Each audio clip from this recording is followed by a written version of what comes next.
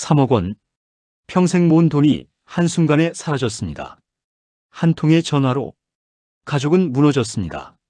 시아버지는 쓰러졌고 부부는 이혼 직전까지 갔습니다. 하지만 한 여인이 말했습니다. 함께 갚아요. 하나씩. 그들의 1년간의 사투가 지금 시작됩니다. 잠깐, 이 이야기가 궁금하시다면 지금 바로 좋아요 버튼을 눌러주세요. 그리고 구독 버튼과 알림 설정까지. 여러분의 클릭 하나하나가 더 많은 사람들에게 경고가 됩니다. 댓글로 여러분의 생각도 들려주세요. 자, 그럼 지금 바로 시작하겠습니다. 이 돈만 있으면 우리 가족은 안전할 거야. 이준호가 통장 잔액을 확인하던 그 순간 그는 이것이 파멸의 시작인 줄 몰랐다. 새벽 2시 준호는 또 잠에서 깼다. 침대 옆 탁자 위에는 희망퇴직 안내문이 놓여 있었다.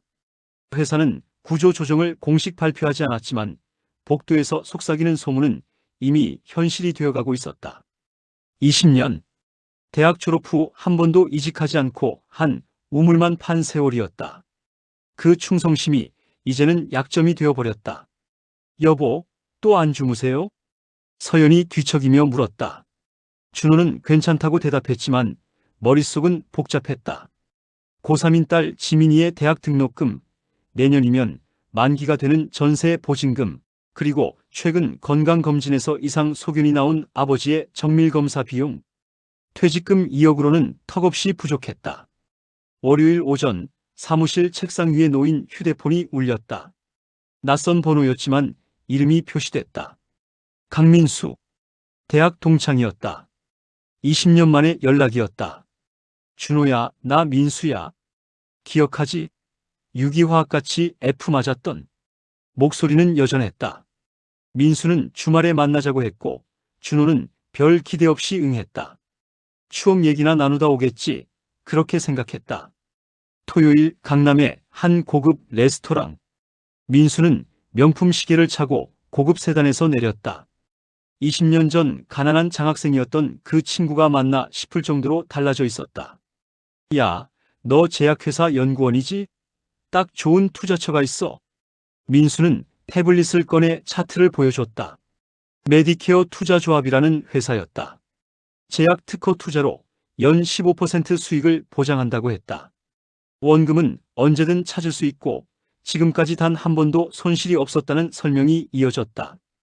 우리 전공 살리는 거야. 너처럼 현직에 있는 사람이 자문해주면 더 좋고. 내 고객 중에 의사, 약사들 많아. 다들 만족해. 준호는 망설였다.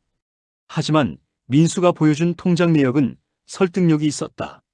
매월 정확히 입금되는 이자, 실제 투자자들의 후기, 금융감독원 등록증까지. 나만 믿어. 우리 20년 지기잖아. 그날 밤 준호는 결심했다. 퇴직금 2억에 신용대출 1억을 더해 3억을 만들었다. 서연에게는 회사 동료들이랑 공동 투자한다고 둘러댔다. 아내의 눈을 똑바로 보지 못한 채 투자 신청서에 서명하는 순간 준호의 손은 미세하게 떨렸다. 하지만 그는 그것이 설렘인지 불안인지 구분하지 못했다. 이제 우리 가족은 안전해. 준호는 스스로에게 속삭였다. 그리고 그 믿음은 가장 위험한 착각이었다. 375만 원. 첫 달 준호의 통장에 정확히 그 금액이 입금됐다. 3억의 1.25% 월 수익이었다. 준호는 ATM 앞에서 영수증을 3번이나 확인했다. 진짜였다. 돈을 벌고 있었다. 여보, 오늘 외식할까요? 퇴근 후 준호는 아내에게 말했다. 서연은 의아한 표정으로 물었다. 무슨 일 있어요? 요즘 회사 어렵다면서요? 아, 성과금 나왔어. 많진 않지만. 거짓말은 자연스러워졌다.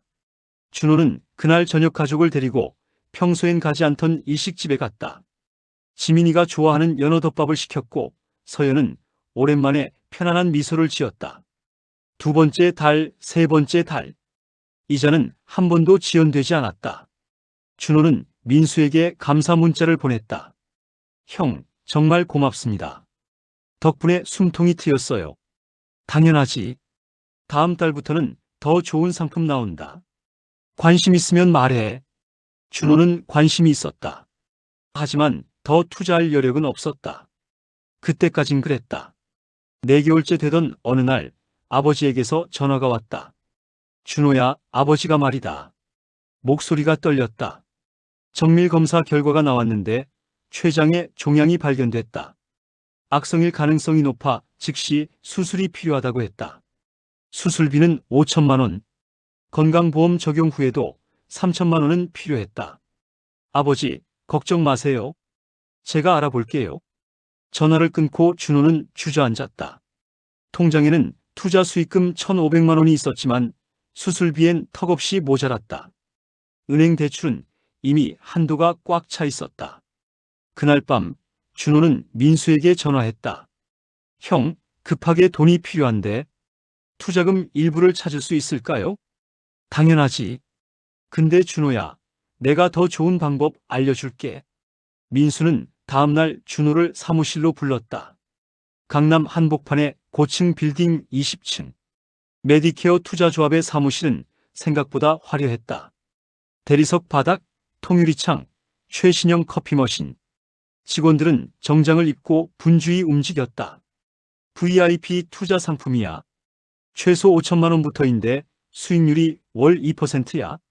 5천만 원이요? 형, 나 지금 그런 돈 어디 있어요? 부동산 담보대출 받으면 되지. 내 부모님 집 시세가 3억 정도 되잖아. 거기서 5천 빌리는 거야.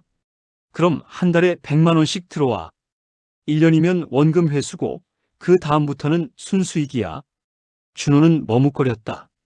부모님 집에 손을 대는 것은 생각해 본 적이 없었다. 형, 그게 아버지 수술비 걱정이잖아.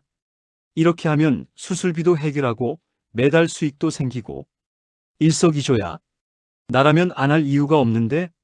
민수는 확신에 찬 표정으로 말했다. 그리고 파일을 하나 건넸다. 이 사람들 봐. 다 너처럼 급하게 돈 필요해서 시작한 사람들이야. 지금은 다들 감사하다고 난리야. 파일 속에는 실제 투자자들의 후기가 빼곡했다. 의사, 교수, 변호사, 사회적으로 신뢰할 만한 직업을 가진 사람들의 이름과 사진이 있었다. 준호는 그날 저녁 부모님 댁을 방문했다. 아버지는 수술 날짜를 기다리며 야윈 얼굴로 소파에 앉아 있었다. 아버지, 제가 수술비 준비했어요. 뭐? 어떻게? 투자 수익금이랑 제 적금 해지했어요. 또 거짓말이었다. 준호는 부모님 몰래 집 등기부등본을 떼어 담보대출을 진행했다. 5천만 원. 은행 직원은 이자율을 설명했지만 준호의 귀엔 들어오지 않았다. 그저 아버지의 수술비, 그것만 생각했다. 일주일 후 5천만 원이 입금됐다. 준호는 그중 3천만 원을 병원에 입금하고 2천만 원은 민수의 VIP 상품에 추가 투자했다. 민수는 크게 웃으며 말했다. 잘 생각했어. 이제 진짜 시작이야. 그날 밤 준호는 처음으로 숙면을 취했다. 아버지의 수술은 성공적이었고 통장에는 매달 100만 원이 추가로 입금되기 시작했다. 회사의 구조조정 소문도 더 이상 무섭지 않았다. 이 정도면 설령 회사를 나가도 버틸 수 있어. 준호는 계산기를 두드리며 미소 지었다. 월 475만 원, 연 5,700만 원, 딸의 대학 등록금, 전세갱신, 생활비 모두 해결될 것 같았다. 서연이 물었다. 여보, 요즘 표정이 좋아졌어요. 좋은 일 있어요? 뭐. 회사 일이 좀 풀리는 것 같아. 준호는 아내를 꼭 안았다. 그의 품속에서 서연은 안심했지만 준호의 주머니 속 휴대폰에는 대출 이자 안내 문자가 하루에 3통씩 쌓이고 있었다. 거울 속 자신을 보며 준호는 중얼거렸다. 잘하고 있는 거야. 가족을 위한 거니까. 하지만 그의 눈가에는 그 자신도 모르게 미세한 어둠이 드리워지고 있었다. 준호는 휴대폰을 들여다보며 미간을 찌푸렸다. 매달 1일 오전 9시 시계처럼 정확하게 입금되던 475만 원. 그런데 오늘은 달랐다. 이상하네. 회사 책상에 앉아 은행 앱을 새로 고침했다. 한 번, 두 번, 세 번. 잔액은 변하지 않았다. 준호는 민수에게 전화를 걸었다. 신호음이 길게 울렸다. 연결되지 않았다. 고객님께서 전화를 받지 않습니다. 문자를 보냈다. 형, 이번 달 수익금 아직 안 들어왔는데요. 답장은 오지 않았다. 점심시간이 지나고 오후 3시가 됐다. 준호는 더 이상 기다릴 수 없었다. 부장님, 오늘 조퇴 좀 하겠습니다. 왜? 어디 아파? 네, 갑자기 배가. 거짓말이 너무 자연스러워진 자신이 무서웠다. 준호는 급히 회사를 나와 강남으로 향했다. 지하철 안에서도 계속 민수에게 전화를 걸었다. 여전히 연결되지 않았다. 오후 4시 메디케어 투자조합 사무실이 있던 빌딩 20층. 엘리베이터 문이 열리는 순간 준호는 숨이 멎는 것 같았다. 텅 비어 있었다. 화려했던 대리석 바닥 위에는 먼지만 쌓여 있었고 유리문에는 임대문의 스티커가 붙어 있었다. 준호는 문을 흔들었다. 잠겨 있었다. 저기요? 여기 누구 없어요? 복도에 울려 퍼지는 자신의 목소리가 허탈하게 들렸다. 옆 사무실에서 중년 여성이 나왔다. 아저씨, 거기 2주 전에 야반 도주했어요. 네? 뭐라고요? 어느 날 갑자기 짐 싸서 나가더라고요. 밤 11시쯤 트럭 대절해서. 아마 전세 사기 아닐까 했는데. 준호의 다리에 힘이 풀렸다. 벽에 기대 주저앉으려는 순간 휴대폰이 울렸다. 낯선 번호였다. 여보세요? 이준호 씨 맞으십니까? 저는 서울중앙지검 금융조사이부 김한철 검사입니다. 심장이 멎는 것 같았다. 메디케어 투자조합 관련해서 조사 중인데요. 이 씨께서 피해자 명단에 있으셔서 연락드렸습니다. 혹시 지금 시간 되시면. 피해자요? 무슨 말씀이신지. 강민수 씨가 운영하던 투자조합이 폰지 사기로 밝혀졌습니다. 피해 규모는 현재까지 파악된 것만 150억 원 정도고요. 전화기를 든 손이 떨렸다. 준호는 가까스로 입을 열었다. 그럼 제 돈은요? 회수 가능성은 거의 없다고 보셔야 합니다. 강민수 씨는 3일 전 태국행 비행기를 탔고 현재 소재 파악 중입니다. 통화가 끝났다. 준호는 그 자리에 주저앉았다. 3억 5천만 원, 20년 동안 모은 퇴직금, 신용대출, 부모님 집 담보대출 모두 사라졌다. 아니야. 이건 꿈이야. 뺨을 때렸다. 아팠다. 현실이었다. 집으로 돌아가는 지하철 안에서 준호는 창밖을 멍하니 바라봤다. 사람들은 평범하게 웃고 떠들고 스마트폰을 들여다봤다. 그들의 세계는 여전히 정상이었다. 무너진 건 준호의 세계뿐이었다. 오후 7시 현관문을 열었다. 거실에서 저녁 준비하는 소리가 들렸다. 여보, 왜 이렇게 늦었어요?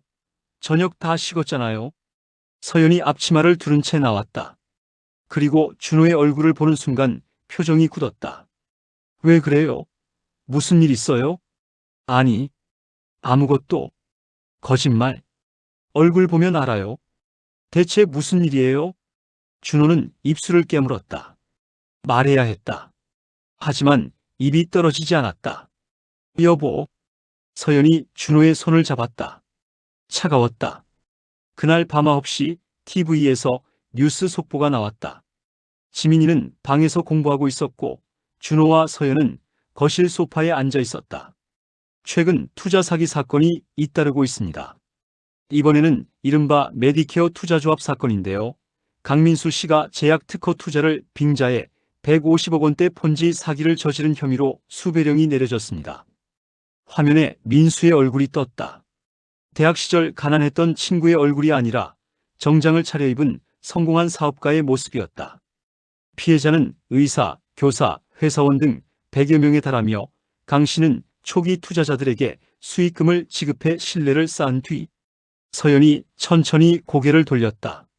여보, 설마. 준호는 고개를 숙였다. 그것이 대답이었다. 얼마나요? 얼마냐고요?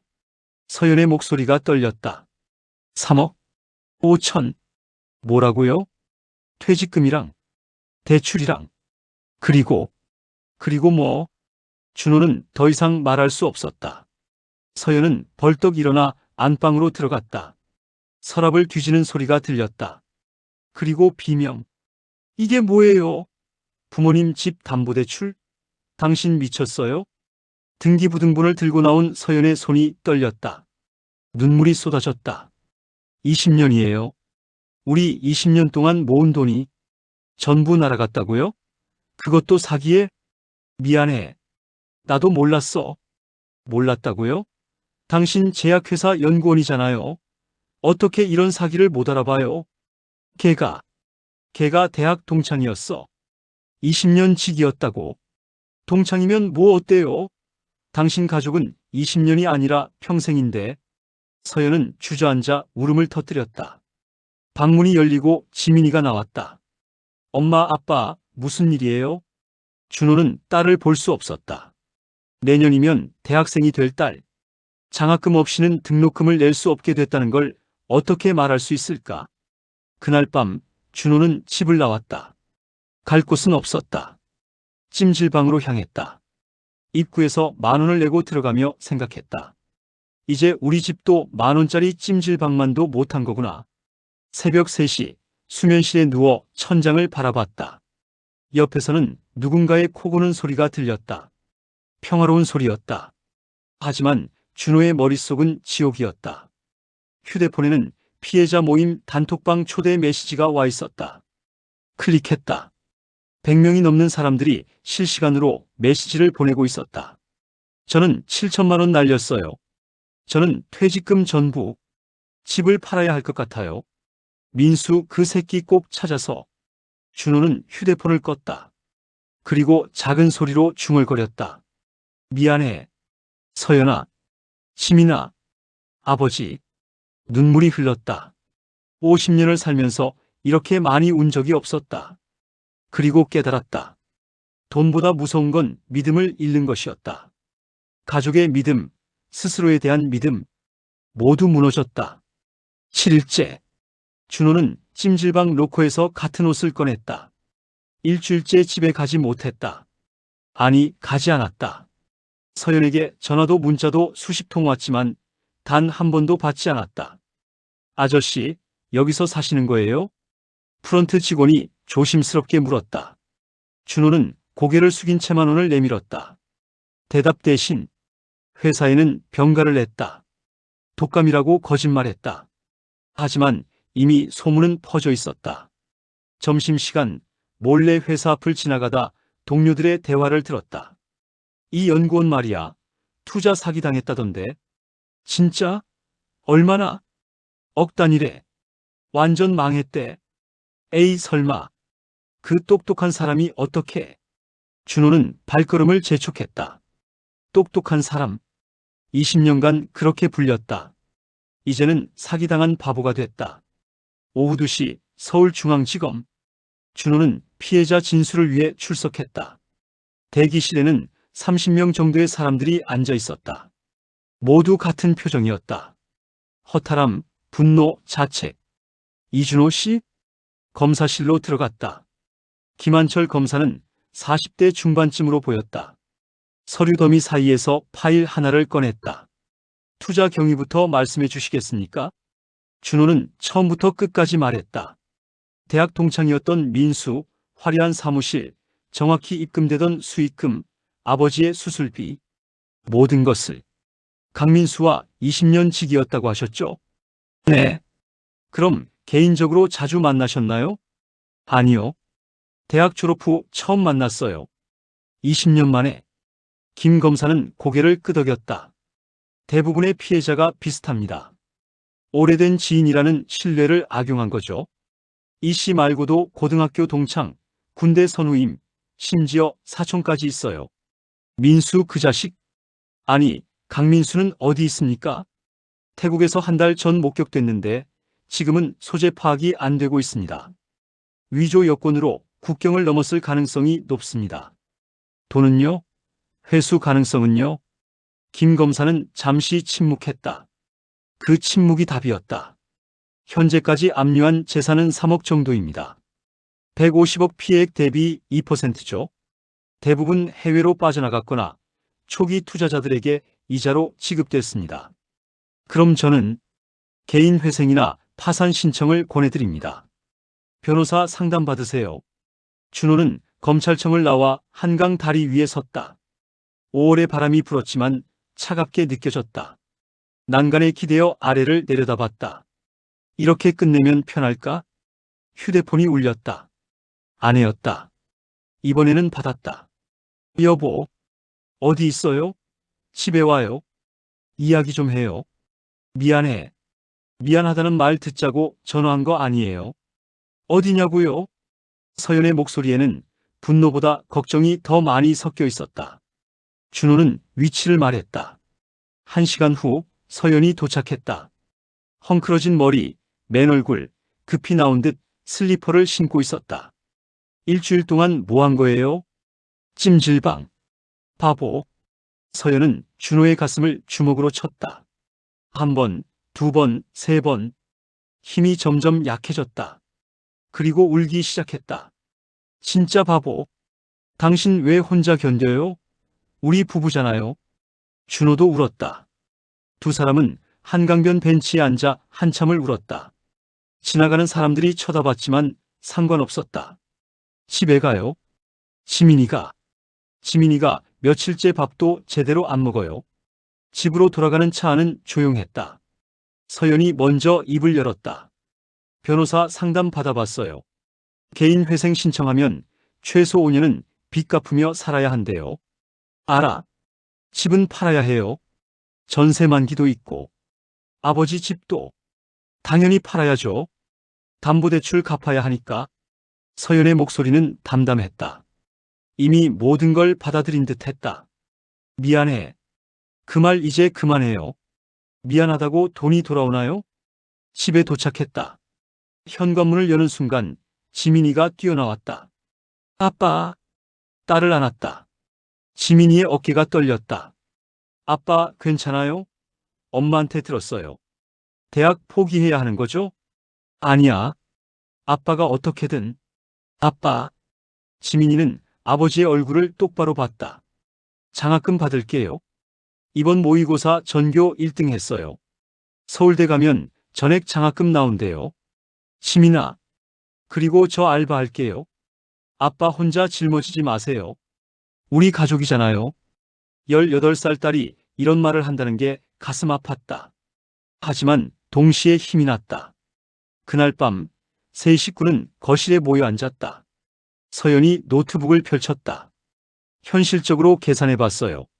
지금 상황이. 화면에는 스프레드시트가 떠 있었다. 부채 현황. 신용대출 1억 연이자 600만 원. 담보대출 5천만 원 연이자 250만 원. 전세금 부족분 5천만 원. 합계 2억 원. 월 소득. 준호 급여 350만 원. 서연 급여 280만 원. 합계 630만 원. 월 필수 지출. 대출 이자 70만 원.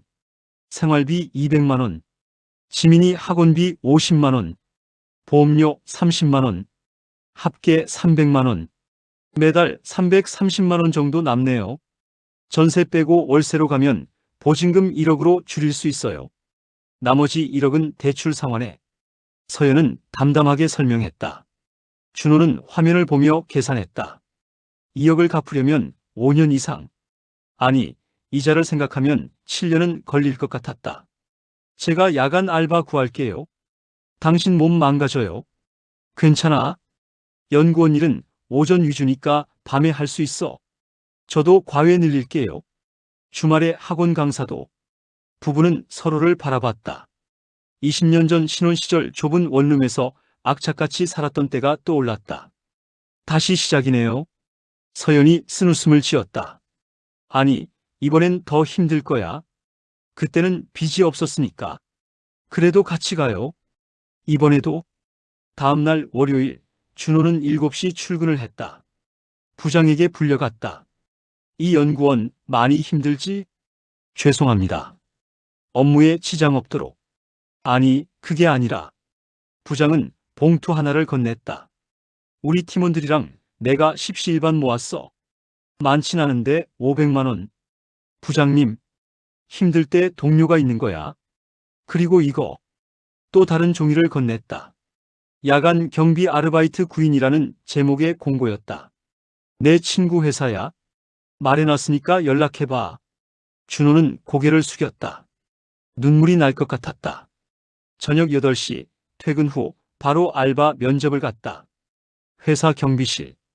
밤 10시부터 새벽 6시까지. 주 5일, 월 150만 원. 힘들 텐데 괜찮겠어요? 네, 괜찮습니다. 그럼 내일부터 나와요. 집으로 돌아오는 길, 준호는 편의점에서 삼각김밥을 샀다. 저녁 겸 야식이었다.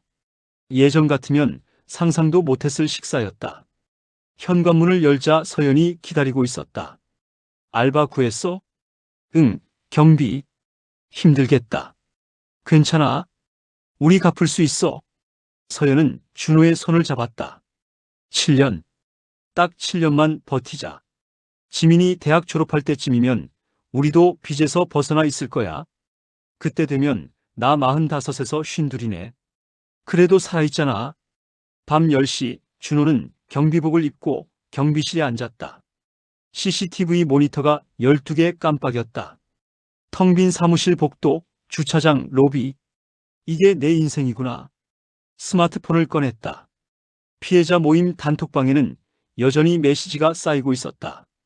민수 잡혔대요. 베트남에서. 진짜요? 뉴스 나왔어요? 아직인데 피해자 한 분이 사설탐정 고용했대요. 돈은 찾았대요? 그건 아직. 희망과 절망이 교차했다. 준호는 단톡방을 나갔다. 더 이상 민수를 원망할 시간도 여유도 없었다. 지금 할 수 있는 건 하루하루 버티는 것뿐이었다. 새벽 4시 졸음이 몰려왔다. 커피를 3잔째 마셨다. 속이 쓰렸지만 참았다. 휴대폰에 서연의 문자가 왔다. 자기야, 자고 있어? 나도 못 자네. 걱정돼서. 몸 상하지 말고 힘들면 말해. 우리 같이 가는 거야. 사랑해.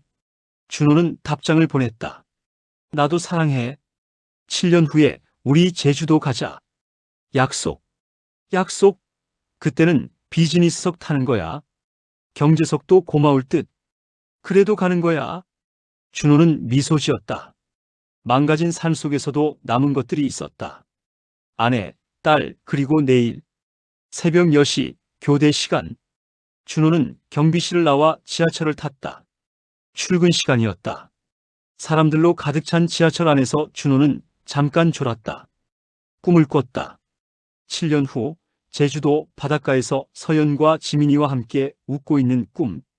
현실은 지옥이었지만 꿈만큼은 빼앗기고 싶지 않았다. 병원 복도에 쓰러진 시아버지. 구급차 사이렌이 멀어지고 찬 바닥에 무릎 꿇은 노인의 떨리는 손이 허공을 헤맸다. 내가 뭘 한 거야? 준호는 그 손을 잡을 수 없었다.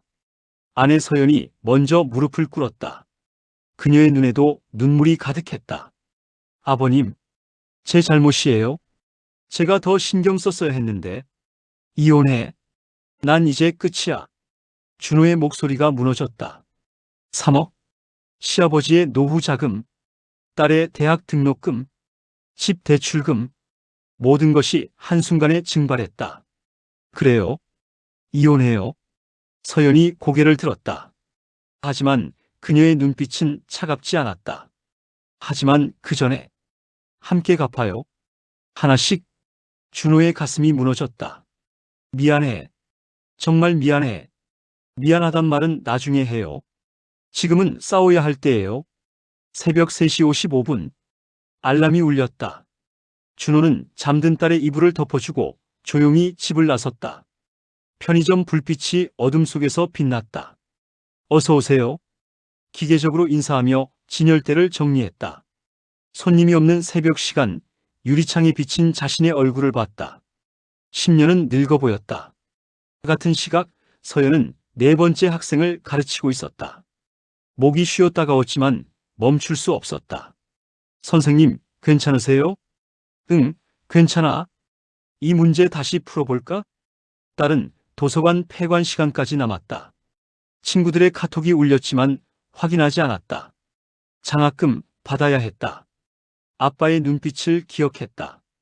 더 이상 아빠가 무너지는 걸 볼 수 없었다. 다들 얼마나 당하셨어요? 저는 5천, 저희는 8천만 원. 준호가 떨리는 목소리로 말했다. 3억입니다. 순간 방이 조용해졌다. 누군가 한숨을 쉬었다. 그 민수란 놈, 반드시 잡아야 합니다. 회색 머리의 노인이 주먹을 쥐었다. 그날부터 서명운동이 시작됐다.